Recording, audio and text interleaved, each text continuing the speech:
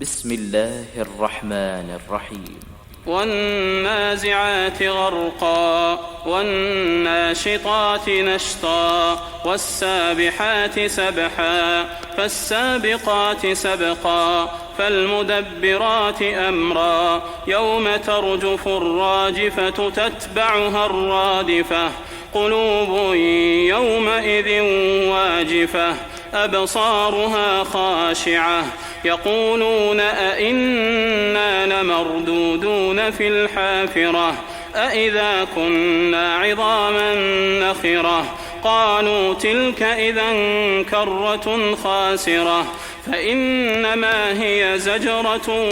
واحدة فإذا هم بالساهرة هل أتاك حديث موسى إذ ناداه ربه بالوادي المقدس طوى اذهب إلى فرعون إنه طغى فقل هل لك إلى أن تزكى وأهديك إلى ربك فتخشى فأراه الآية الكبرى فكذب وعصى ثم أدبر يسعى فحشر فنادى فقال أنا ربكم الأعلى فأخذه الله نكال الآخرة والأولى إن في ذلك لعبرة لمن يخشى أأنتم أشد خلقا أم السماء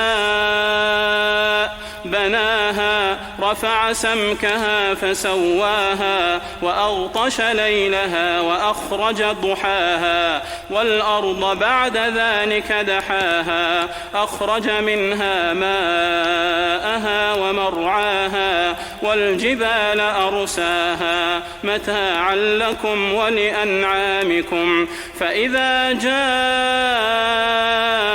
الطامة الكبرى يوم يتذكر الإنسان ما سعى وبرزت الجحيم لمن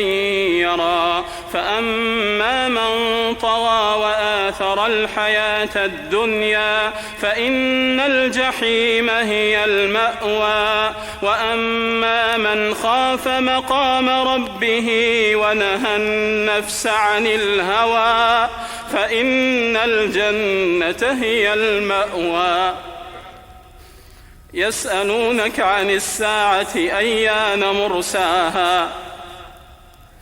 فيما أنت من ذكراها إلى ربك منتهاها إنما أنت منذر من يخشاها كأنهم يوم يرونها لم يلبثوا إلا عشية أو ضحاها.